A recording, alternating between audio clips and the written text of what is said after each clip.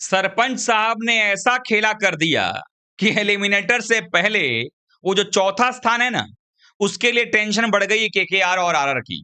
अब टेंशन क्यों है, उसके पीछे सबसे बड़ा कारण सरपंच साहब खुद हैं।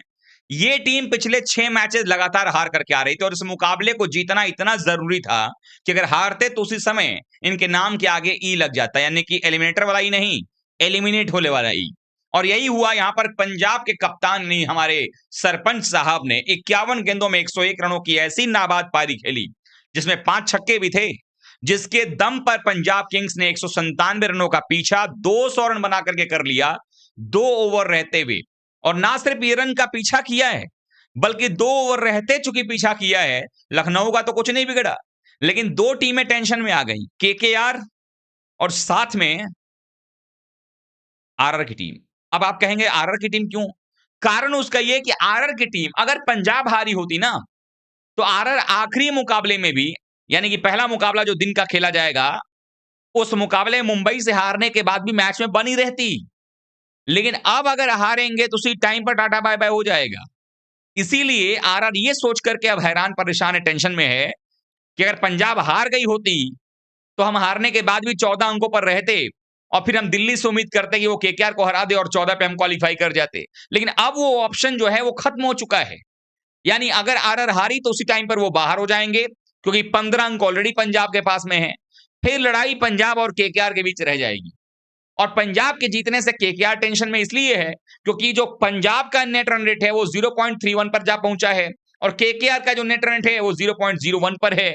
मतलब कि अब जो समीकरण है कि अगर 200 रनों का पैमाना माना जाए, तो अगर पहले बल्लेबाजी करते हुए केकेआर की टीम 200 रन बनाती है, पहले तो ये सिचुएशन होगा कि भाई आरआर हारे, अगर आरआर जीत गई तब तो ना पंजाब जाएगा ना केकेआर जाएगा।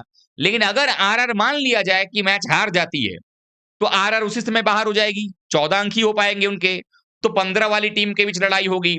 तो पंजाब किंग्स के फैन चाहेंगे कि दिल्ली जो है वो केकेआर को हरा दे। लेकिन अगर मान लीजिए केकेआर की टीम जिस तरीके से खेल रही है, अपने घर में खेलेगी, तो दिल्ली को हरा सकती है।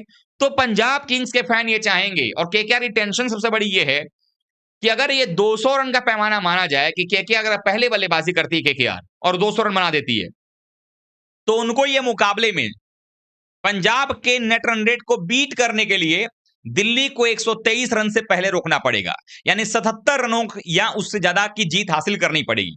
77 रन या उससे ज्यादा की जीत हासिल करनी पड़ेगी।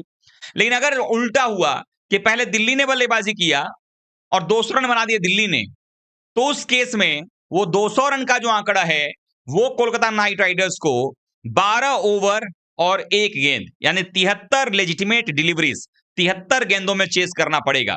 यानी लगभग 7 ओवर रहते, या यूं कहें लगभग 8 ओवर रहते, आपको ये रन चेस करना पड़ेगा 12 ओवर में 200 रन। अगर 200 बनता है तो बाकी मैच में कितने रन बनेंगे, कम बनेंगे, ज्यादा बनेंगे, उसका इक्वेशन उस मैच में होगा।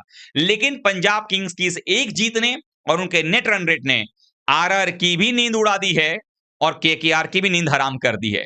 आपको क्या लगता है, क्या आरआर मुंबई को हराकर क्वालिफाई कर जाएगा, या आरआर अगर हारता है तो पंजाब क्वालिफाई कर जाएगा नंबर 4 के लिए? आपकी पसंदीदा टीम कौन सी है इन तीनों में, केकेआर, आरआर और पंजाब में, जिसको आप चाहते हैं क्वालिफाई करे?